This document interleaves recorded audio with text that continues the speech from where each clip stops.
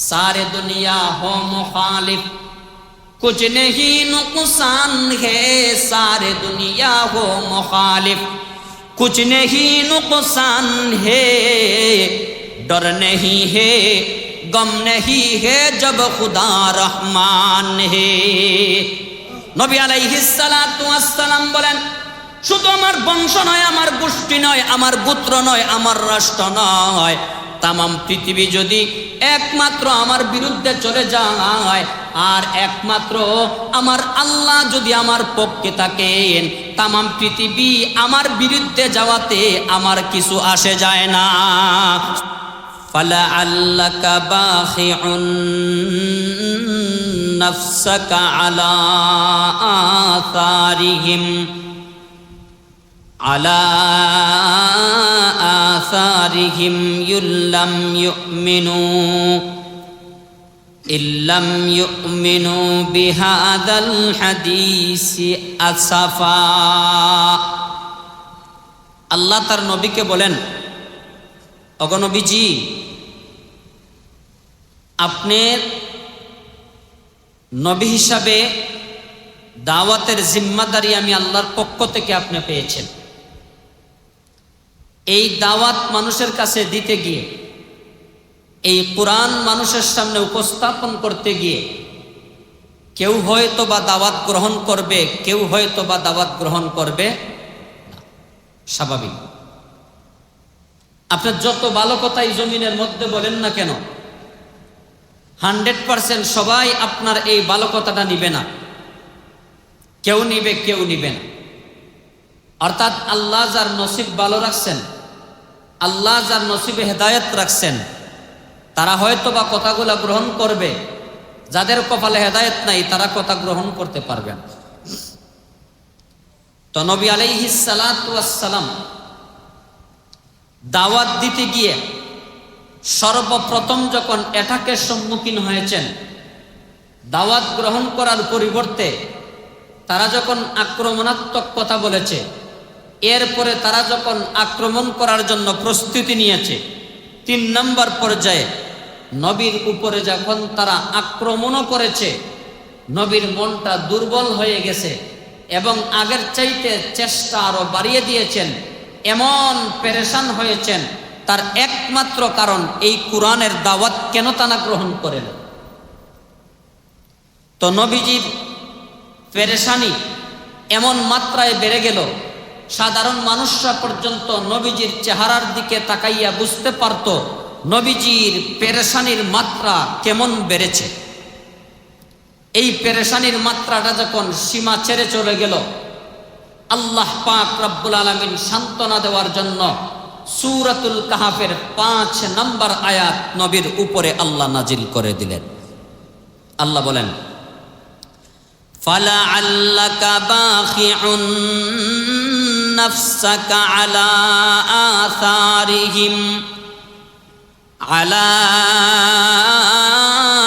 আসারিহিম ইল্লাম ইউমিনু বিহাদাল হাদিসি Asafa. আল্লাহ পাক রব্বুল আলামিন বলেন, ওগো নবীজি, আমি আল্লাহ যেই দাওয়াতের জিম্মাদারি আপনার উপরে আমি আল্লাহ দিয়া দিলাম এবং এই 30 পারা কালামকে হেদায়েতের ক্যাটালগ হিসাবে আমি আল্লাহ আপনার উপরে নাজিল করে দিলাম। ওগো নবীজি, আপনার কাজ হলো এই দাওয়াত নিয়ে বিধর্মীদের কাছে যাওয়া, আর তাদের কাজ হলো এই দাওয়াতকে গ্রহণ করা অথবা না করা। ওগো আমার মনোনীত পয়গম্বর, এই দাওয়াত তাদের কাছে নিয়ে যাওয়ার পরে তারা যদি গ্রহণ করে না, আপনার মন ক্ষুণ্ণ হওয়ার দরকার নাই, আপনার মন দুর্বল করার কোনো কারণ নাই। আমি আল্লাহ দেখতে পেয়েছি তাদেরকে দাওয়াত দিতে দিতে, তাদের পিছনে মেহনত করতে করতে আপনি আপনার নিজেকে আপনি ধ্বংস করে দিবেন। এই কারণে আমি আল্লাহ আপনাকে সান্ত্বনা দেওয়ার জন্য সূরাতুল কাহাফের 5 নম্বর আয়াত নাজিল করে বলে দিলাম, ওগো আমার পয়গম্বর, আপনি আপনার চেষ্টা অনুযায়ী তাদের পিছনে মেহনত করেন। যাদের নসিবে হেদায়েত আছে, আমি আল্লাহর পক্ষ থেকে এই কালেমা তাদের কলবের ভিতরে পৌঁছিয়ে যাবে। চেষ্টা আপনি করেন, তবে চেষ্টা করতে যাইয়া নিজের ক্ষতি নিজে করিয়েন না। তাহলে বোঝা গেল দাওয়াতের জিম্মাদারি আল্লাহর পক্ষ থেকে এসেছে। কিয়ামত পর্যন্ত উম্মতেরা দ্বীনের দাওয়াত দিবে, এই দ্বীনের দাওয়াত দিতে যাইয়া কষ্ট পাবে, তবে কষ্ট পাওয়ার কারণে দাওয়াতি কাজকে বন্ধ করা যাবে না, বরঞ্চ আগের চাইতেও এই দাওয়াতি কাজ করা লাগবে। কথা বুঝে আসতেছে? 2 নাম্বার কথা, নবী যখন দাওয়াত দেওয়া, যখন চেষ্টা তদবির যখন বাড়িয়ে দিলেন, তখন এক পর্যায়ে নবীর উপরে যখন অ্যাটাকের মাত্রা বেড়ে গেল, তখন নবী আলাইহিস সালাতু ওয়াস সালাম তাদেরকে নিজের জায়গা থেকে বুঝাতে চাইলেন যে আমার উপরে যতটুকু অ্যাটাক করবা, যতটুকু জুলুম করবা, নির্যাতন করবা, তার একটা সাজা, তার একটা বদলা মরণের আগে তোমাদের বুক করা লাগবে। একটা কথা জেনে রাখবেন, নবীজির 2 চোখে যা দেখেন উম্মতরা কিন্তু তা দেখে না, এটা স্বাভাবিক। নবী চেয়ে চেয়ে দেখতেছেন, তারা দাওয়াত গ্রহণ করার পরিবর্তে তারা যেই জুলুম নির্যাতন করেছে, এই জুলুম নির্যাতনের কারণে তাদের উপরে একটা আযাব আর গজব নেমে আসবে। অনেক নবী অতিবাহিত হয়েছেন পৃথিবীর জমিন থেকে, উম্মতদেরকে আলটিমেটাম দিয়েছিলেন, তোমরা যদি দাওয়াত গ্রহণ না করো, জুলুম নির্যাতন যদি বন্ধ না করো, তাহলে তোমাদের উপরে আযাব নেমে আসবে।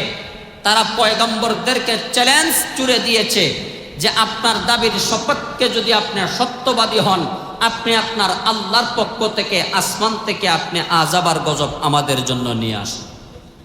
নাউজুবিল্লাহ বলেন।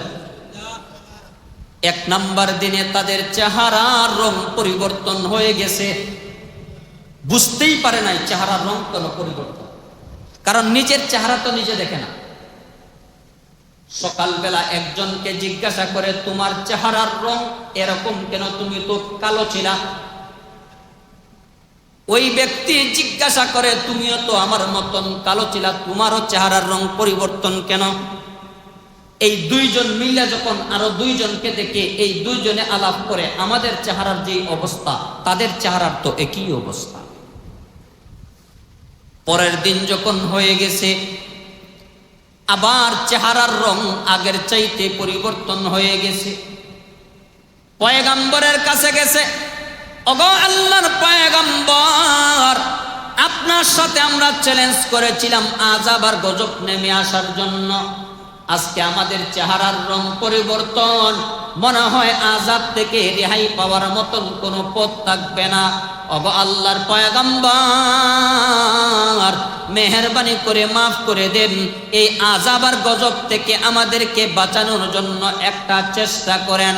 আল্লাহর মনোনীত পয়গম্বর বলেন, এই আযাব থেকে রেহাই পাওয়ার মতন টাইম তোমাদের শেষ, দিনের পথে দিন চলে গেছে, এই মুহূর্তে যে আযাব আসবে, এই আযাব তোমাদের মরণের আগে তোমাদের বুক করা লাগবে। এটা বন্ধ করার মতন কোনো রাস্তা নাই। তাহলে নবী যখন চেয়ে চেয়ে দেখলেন আযাব আসবে, তাহলে এটা নবী বুঝাবার চাইছেন, তারা কেউ কেউ বুঝেছে, কেউ কেউ বুঝে নাই। আবু দাউদ শরীফের হাদিস, আল্লাহর পয়গম্বর একদিন খানায় কাবার মধ্যে নিজের গায়ের রুমালটাকে বালিশ বানাইয়া, নবীজি খানায় কাবার চত্বরের মধ্যে ঘুমন্ত অবস্থায়, মানে পুরাপুরি ঘুমো না, এমনিতে একটু আরাম করতেছে। একজন সাহাবী যাইয়া আল্লাহর পয়গম্বরকে ডাক দিলেন, নবীজি উঠলেন। তো উঠার সাথে সাথে ওই সাহাবী জিজ্ঞাসা করলেন, ওগো আল্লাহর পয়গম্বর, আলা তাস্তানসিরু লানা, পয়গম্বর আমাদের জন্য আপনি কি আল্লাহর কাছে সাহায্য প্রার্থনা করবেন না? নবীজি বলেন, কেন, কি হয়েছে? সাহাবী বলেন, ওগো আল্লাহর পয়গম্বর, কাফেরদের জুলুম নির্যাতনের মাত্রা বেড়েই চলেছে, আপনি যদি আল্লাহর কাছে দোয়া করেন, আমাদের জন্য সাহায্য প্রার্থনা করেন, তাহলে হতে পারে এই জুলুম নির্যাতন বন্ধ হয়ে যেতে পারে। নবী আলাইহিস সালাতু ওয়াস সালাম বলেন, শুনো, তোমাদের আগে এমন কিছু উম্মতেরা দুনিয়া থেকে বিদায় নিয়েছে, এই দাওয়াতের কাজ করার অপরাধে তাদের মাথার উপরে করাত লাগানো হয়েছে। এই মাথা থেকে শুরু করা হয়েছে একদম শরীরের শেষ ভাগ পর্যন্ত এই নির্যাতন চলেছে, কিন্তু এক আঙ্গুল পরিমাণ তারা দাওয়াতের কাছ থেকে তারা পিছপা হন নাই। তাহলে তাদের তুলনায় তো তোমাদের মাথার উপরে এখনো পর্যন্ত করাত আসে নাই। করাত বুঝেন তো? করাত আসে নাই। নবী আলাইহিস সালাতু ওয়াস সালাম ভবিষ্যৎবাণী দিয়া বললেন, ও সাহাবায়ে কেরাম, একটু ধৈর্য ধরো, সবর করো, দাওয়াতের কাজে মেহনত করো। এই মেহনতটাকে তোমরা যদি তোমাদের হায়াতে তোমরা যদি ঠিক মতো করতে পারো, তাহলে হাজারা মাউত থেকে নিয়ে সানআ পর্যন্ত, সানআ থেকে নিয়ে হাজারা মাউত পর্যন্ত তামাম পৃথিবীর মধ্যে ইসলামের বিজয়ের পতাকা আল্লাহর পক্ষ থেকে উড্ডীন হয়ে যাবে। বিজয়ের পতাকা শুধু উড্ডীন হবে। আজকে তামাম বিশ্বের মধ্যে ইসলামের পতাকা উড্ডীন হয়েছে কিনা? যারা লন্ডন সফর করেছেন আপনারা বলতে পারবেন। আমাকে অনেকে বলেছে যে হুজুর, একটা বিধর্মী রাষ্ট্রে এই পরিমাণ মসজিদ কল্পনাই করা যায় না। একটা বিধর্মী রাষ্ট্র, মসজিদের মধ্যে এই পরিমাণ মুসল্লি কল্পনাই করা যায় না। তাহলে ইসলামের দাওয়াতি কাজ সাহাবায়ে কেরাম নিজের জিন্দেগি বিসর্জন দিয়ে করেছেন, তার ফল আজকে আমরা ভোগ করতে পেরেছি। ইসলাম এমনিতেই আসে না। ইসলামের নামক একটা গাছ, এই গাছের বৃক্ষর নিচে অসংখ্য অগণিত সাহাবায়ে কেরাম রক্ত দিয়েছেন। জন্ম সাহাবায়ে কেরামদের মক্কায়, জন্ম সাহাবায়ে কেরামদের মদিনায়, কিন্তু অনেক সাহাবায়ে কেরামের লাশ বর্তমান এশিয়াতেও আছে, বর্তমান ভারত উপমহাদেশের ওই আরব সাগরের কিনারের মধ্যেও ওই সমস্ত সাহাবায়ে কেরামদের লাশ আছে। কেন? জন্ম তো হয়েছিল ওই জায়গায়, একমাত্র দ্বীনের দাওয়াত দিতে গিয়ে বিভিন্ন রাষ্ট্র, বিভিন্ন দেশের মধ্যে ছড়িয়ে ছিটিয়ে গিয়েছেন, ওই জায়গায় মারা গিয়েছেন, ওই জায়গায় শহীদ হয়েছেন, ওই রাষ্ট্রের মাটিতেই তাদের দাফন হয়েছে। তার একমাত্র কারণ নিজের জিন্দেগিকে বিসর্জন দিয়েছেন, আল্লাহর দ্বীনকে প্রাধান্য দিয়েছেন, যার কারণে উনাদের নাম আজ পর্যন্ত আমাদের চোখের সামনে আছে। আজকে আমরা দ্বীন পালন করতে গিয়ে কি জুলুম? কোনো জুলুম নাই, কোনো নির্যাতন নাই। আমাদের পাশের রাষ্ট্র ভারতের মধ্যে নামাজরত মুসলমানদের উপরে রাষ্ট্রের পক্ষ থেকে পুলিশের মাধ্যমে লাঠি চার্জ করে দেওয়া হয়েছে। এই বুকের কলারের মধ্যে দইরা তাদেরকে নামাজ থেকে, মসজিদ থেকে বের করে দেওয়া হয়েছে। এমন নির্যাতনও তো বাংলাদেশের মধ্যে হয় না। আমরা মায়ের পেটের মধ্যে আছি। নবী আলাইহিস সালাতু ওয়াস সালাম একদিন খানায়ে কাবার চত্বরের মধ্যে নামাজরত অবস্থায় আছেন। কিরত অবস্থায়? নামাজরত অবস্থায়। খেয়াল করে শুনবেন, আয়াতের মধ্যে এসেছে, এজন্য বলতেছি, নামাজরত অবস্থায় আছেন। এমন অবস্থায় দূর থেকে কুরাইশ বংশের, নবীর বংশের, অন্য বংশের না, অন্য বংশের মানুষে যদি আপনাকে আঘাত করে বরদাস্ত করার একটা লিমিট থাকে, নিজের মানুষে যদি আঘাত করে বরদাস্ত করার কোনো রাস্তা থাকে, কি যেমনটাকে বুঝ দিবেন? নবীর বংশের লিডারেরা বলে, এই যে দেখো নবী মুহাম্মদ নামাজ পড়তেছে, কে আসো উটের নারী বুড়ি, যেই জায়গায় উট জবাই হয়, তদানীন্তন সময়ে উট জবাই করার নির্ধারিত একটা জায়গা ছিল, যেটায় সেটায় জবাই করা যাইত না। এই উটের নারী বুড়িটা নিয়া আব্দুল্লাহর ছেলে মুহাম্মদের এই গর্দনার মধ্যে রেখে দিবা। একজন কাফের দাঁড়ায় কয়, আমি প্রস্তুত আছি, আমি পার। উটের নারী বুড়ি আইনা রাখছে। সবাই কয় এখন দিবা না, যখন সেজদায় যাবে তখন তার গর্দনার উপরে এই বিশাল বড় নারী বুড়িটা রাখা দিবা। ও মুসলমান ভাইয়েরা আমার, আল্লাহর পয়গম্বর যখন সেজদার হালতে গেছেন, উটের নারী বুড়িটা আইনা যখন রাইখা দিছে, আল্লাহর পয়গম্বরের কলিজার টুকরা মেয়ে হযরতে ফাতেমা রাদিয়াল্লাহু তাআলা আনহার কানের মধ্যে ওই মুহূর্তে সংবাদ গিয়েছে, ওগো সরকারে দু আলমের কন্যা, আপনার বাবা খানায়ে কাবার চত্বরের মধ্যে নামাজের জন্য গিয়েছেন। যখন সেজদার হালতে গিয়েছেন, ওই মুহূর্তে ওনার গাড়ের মধ্যে একজন কাফের নাকি উটের নারী বুড়ি রাইখা দিছে।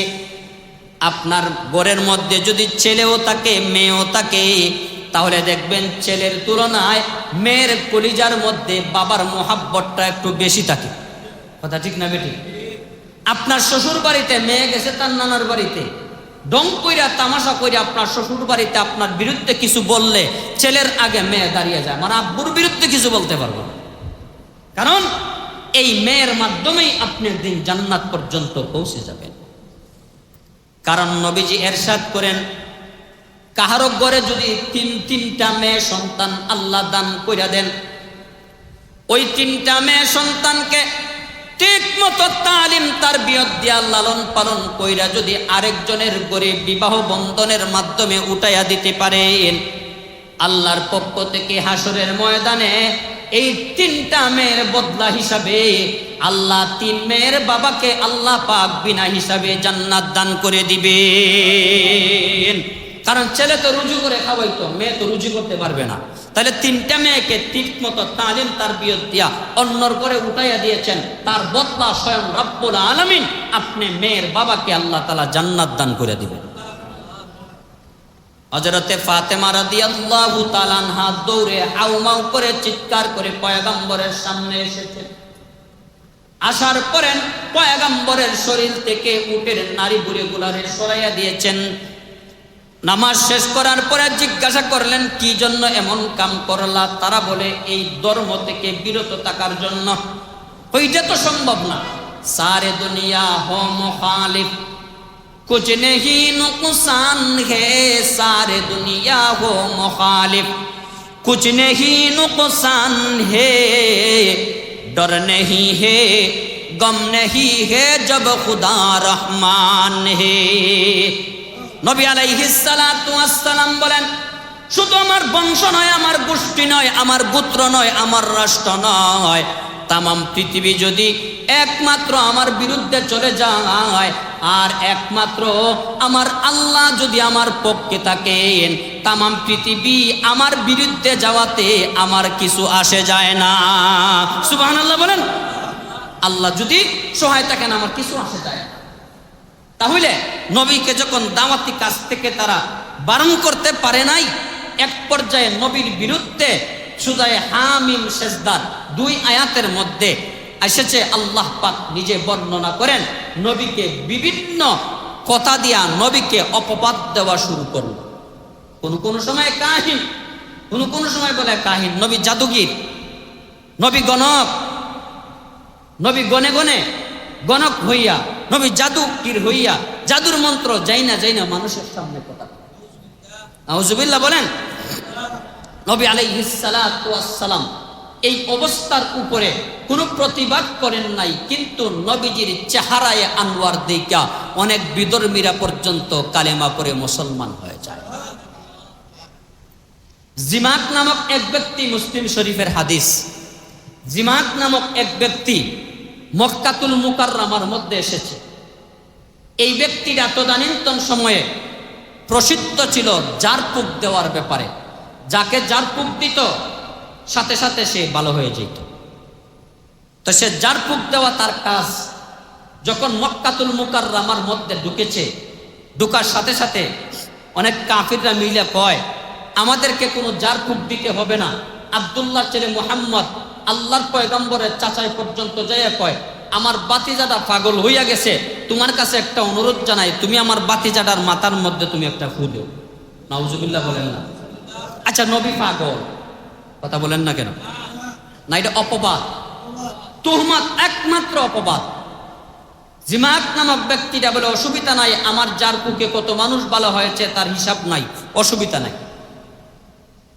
রাস্তার মধ্যে চলতে যাইয়া হঠাৎ করে সাক্ষাৎ হয়েছে সরকারে দো আলম সাল্লাল্লাহু আলাইহি সাল্লাতু ওয়াস সালামের সাথে ওই জারপুক দেনেওয়ালা জিমাকের। জিমাকের যখন সাক্ষাৎ হয়েছে, ওই ব্যক্তিটা বলে, ও আব্দুল্লাহ ছেলে মুহাম্মদ সাল্লাল্লাহু আলাইহি সাল্লাতু ওয়াস সালাম, আমি বুঝতে পেরেছি মানুষ বলেছে তোমার কি সমস্যা, চিন্তা করিও না, আমি ফু দিলে তুমি ভালো হয়ে যাবে। নাউজুবিল্লাহ বলেন। নবী বলেন, আমার কি সমস্যা? তোমার কাছ থেকে শুনতে হবে না, তোমার আত্মীয় স্বজন বলছে তোমার কি সমস্যা, তোমার মাথায় সমস্যা আছে তো আমি ফু দিলে পরে তুমি ভালো হইয়া যাইবা, চিন্তার কোনো কারণ নাই। তো জিমাক নবীর চেহারার দিকে তাকাইয়া বুঝতে পারতেছে নবীজি মনে হয় কিছু বলতে চাইতেছেন। সুবহানাল্লাহ। তো জিমাক প্রশ্ন করে, তুমি কিছু বলবা? আপনি যদি অনুমতি দেন আমি কিছু বলতে চাই। নবীজি বলা শুরু করেছেন, দেখেন কি বলেন, ইন্নাল হামদালিল্লাহ, সুবহানাল্লাহ বলেন, নাহমাদুহু ওয়া নাস্তাঈনুহু ওয়া নাস্তাগফিরুহু ওয়া নু'মিনু বিহি ওয়া নাতাওয়াক্কালু আলাইহি ওয়া নাউযু বিল্লাহি মিন শুরুরি আনফুসিনা ওয়া মিন সাইয়্যাতি আ'মালিনা মান ইয়াহদিহিল্লাহু ফালা মুদিল্লা লাহু ওয়া মান ইউদ্লিলহু ফালা হাদিয়া লাহু। এরপরে নবীজি বলেন, ওয়া আশহাদু আল্লাহ ইলাহা, আমার সাথে পড়েন, ওয়া আশহাদু আল্লাহ ইলাহা ইল্লাল্লাহু ওয়া আশহাদু আন্না মুহাম্মাদান আবদুহু ওয়া রাসূলুহু। নবী যখন এই কথাগুলা বললেন, অবাক দৃষ্টিতে তাকিয়া জিমাক নামক ব্যক্তিটা বলে, ওগো আল্লাহর পয়গম্বর, মেহেরবানি করে এই কথাগুলো আমাকে আবার শোনান। সুবহানাল্লাহ। নবীজি দ্বিতীয়বার এই কথাগুলা বললেন। এরপরে নরম সুরে বলে, ওগো আল্লাহর পয়গম্বর, যদি মনে কষ্ট না নেন, শেষবারের মতন আমাকে আবার এই কথাগুলা শোনান। হাদিস শরীফের মধ্যে এসেছে, আল্লাহর পয়গম্বর একবার, দুইবার করে তিনবার আল্লাহর পয়গম্বর এই কথাটা শোনাইলেন। এই কথাটা শোনানোর পর জিমাক নামক ব্যক্তিটা আল্লাহর কসম খায়া বলে, ওগো আল্লাহর পয়গম্বর, আজ পর্যন্ত যত কথা শুনেছি, আজ পর্যন্ত যত গণকের এই জাদুগিরের কথা আমি শুনেছি, মন্ত্র শুনেছি, এই মন্ত্রগুলার মতন এখনো পর্যন্ত মনে হয় নাই। ওগো আল্লাহর পয়গম্বর, যেই সমস্ত সাহিত্যিকেরা তার সাহিত্যিক পূর্ণ কথা আজ পর্যন্ত আমার সামনে বলেছে, আপনার কথার সাথে কোনো মিল এখনো পর্যন্ত আমি পাই নাই। ওগো আল্লাহর পয়গম্বর, আপনি যখন থেকে কথা শুরু করেছিলেন, আপনার কথা শেষ পর্যন্ত, এই সমস্ত কথার তত্ত্ব একদম সমুদ্রের শেষ পর্যন্ত চলে গেছে। ওগো আল্লাহর পয়গম্বর, মেহেরবানি করে আপনার দুইখানা হাত আমার বুক পর্যন্ত বাড়াইয়া, আমার বুকের মধ্যে হাতটা লাগাইয়া আপনি আমাকে কালেমা পড়াইয়া আমাকে নগদ মুসলমান বানাইয়া দেন। যেই মুহূর্তে কথাটা বলেছেন, ওই মুহূর্তে নবীজির নবুয়তির দুইটা হাত বাড়াইয়া জিমাক নামক ব্যক্তিটাকে কালেমা পড়াইয়া মুসলমান বানাইয়া দিয়েছে। আরে জুড়ে বলেন সুবহানাল্লাহ। আল্লাহু আকবার। আল্লাহ যেই ব্যক্তিটারে পাঠাইয়া ছিল ফুল দিয়া বালা কইরা দেওয়ার জন্য, ওই ব্যক্তিটা উল্টা বালা হইয়া গেছে। আচ্ছা বলেন, তাদের লাভ না লস? লাভ না লস? নাম্বার 2, মক্কি জীবন নবীজির ছিল 13 বছর। কত বছর মক্কাতে ছিলেন? 13 বছর। এই 13 বছরের একদম লাস্ট সময়ে নবীজি তায়েফের ময়দানের মধ্যে গিয়েছিলেন দাওয়াত দেওয়ার জন্য। এই তায়েফের ময়দানে যেই মুহূর্তে ওই এরিয়াটার মধ্যে ঢুকেছেন, মক্কা থেকে দূত পাঠিয়ে দিয়েছে তায়েফের ময়দানে, আব্দুল্লাহর ছেলে পাগল নামক মুহাম্মদ ব্যক্তিটা তোমাদের কাছে গেছে, সাবধান, তাকে তোমরা কোনো আমল দিবা না, বাইর করে দাও। হিজরতের সময় কিন্তু সন্নিকটে নবী আলাইহিস সালাতু ওয়াস সালামকে তারা জিজ্ঞাসা করেছে, কোন কারণে আপনি আমাদের এরিয়ায় এসেছেন? মক্কা থেকে 2 থেকে 2.5 ঘন্টার রাস্তা, আর একটু কম বেশ হতে পারে। নবী আলাইহিস সালাতু ওয়াস সালাম স্পষ্ট কইরা বলে দিলেন, আমি দাওয়াতের জন্য এসেছি। সাথে সাথে নবীর উপরে আক্রমণ হওয়া শুরু হয়েছে। নগদ কেন আক্রমণ হইল? মক্কার জমিনে রাসূলের বংশ ছিল, তায়েফের ময়দানে তো রাসূলের বংশ নাই, সেই হিসাবে নগদ অ্যাটাক করা শুরু করেছে। নবী আলাইহিস সালাতু ওয়াস সালাম রক্তাক্ত হয়ে একটা জায়গার মধ্যে আশ্রয় নিয়েছেন। আপনারা যারা হাজী সাহেব আছেন, গেলে তায়েফের ময়দানে গেলে পরে দেখবেন 3 রাস্তার মোড়ের মধ্যে একটা জায়গাকে বর্তমান সৌদি সরকার 1 থেকে 2 হাত পরিমাণ ওয়াল দিয়া, বাউন্ডারি দিয়া রাইখা দিছে। মানে নবীজি আঘাতপ্রাপ্ত হওয়ার পর যে গাছটার নিচে যাইয়া আশ্রয় নিয়েছিলেন, যেই মুহূর্তে নবীজি ওই জায়গার মধ্যে গেলেন, ওই মুহূর্তে নবীজি মাথার উপরে তাকিয়ে দেখলেন কালো একটা মেঘমালার মতন একটা ছায়া নবীজির মাথার উপরে ধরে আসে। নবীজি যখন উপরের দিকে তাকাইলেন, তাকানোর সাথে সাথে দেখলেন কালো মেঘমালার মধ্যে আল্লাহর পক্ষ থেকে ফেরেশতা কুলের সর্দার জিবরিলে আমিন পর্যন্ত নাজিল হয়ে গেছেন। নবী আশ্চর্য হয়ে গেলেন, তুমি তো কুরআন নিয়াও, আজকে তুমি মেঘের ছায়ার মধ্যে আসলা। জিবরিল আলাইহিস সালাতু ওয়াস সালাম বলেন, ওগো নবীজি, আরেকজন ফেরেশতা আপনাকে সালাম দিতে চাচ্ছেন, সালামটা আপনি একটু গ্রহণ করেন। নবী আলাইহিস সালাতু ওয়াস সালাম ডান দিকে তাকানোর সাথে সাথে আরেকজন ফেরেশতা নবীকে সালাম দিয়া বলেন, ওগো আল্লাহর পয়গম্বর, আপনি উত্তপ্ত রৌদ্রের মধ্যে আল্লাহর দ্বীনের রাস্তায় দাওয়াত দিতে যাইয়া যেই এটাকে সম্মুখীন হয়েছেন, নির্যাতনের সম্মুখীন হয়েছেন, আপনাকে উত্তপ্ত রৌদ্রের মধ্যে আশ্রয় দেওয়ার জন্য, শান্তি দেওয়ার জন্য আমার আল্লাহ আসমান থেকে মেঘমালা নাজিল করে দিয়েছেন।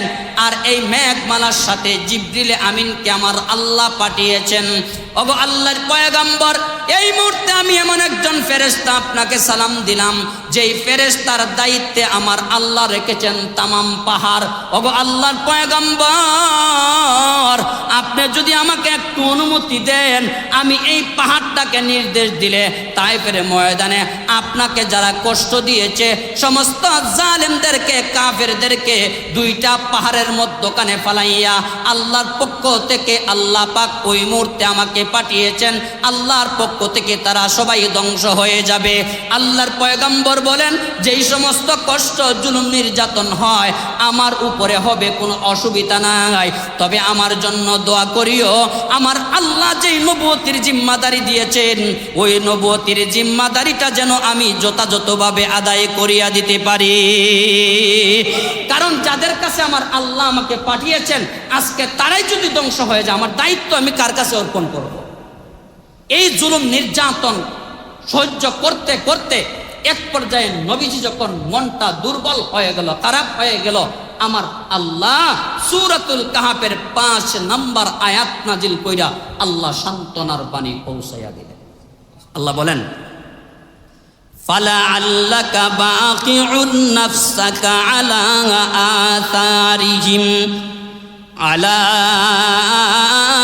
আথারিহিম ইল্লাম ইউমিনু বিহাযাল হাদীসি আসাফা ইন্না জাআলনা মা আলাল আরদি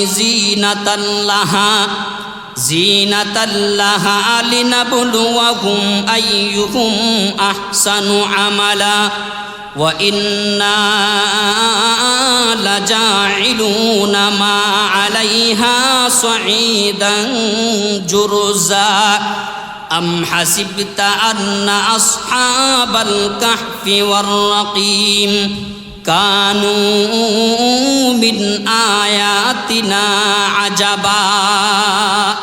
আল্লাহ পাক রব্বুল আলামিন তৌফিক দান করলে আগামী সপ্তাহে ইনশাআল্লাহ সূরাতুল কাহাফের 6 নম্বর আয়াত থেকে নিয়ে আপনাদের সামনে আলোচনা করব।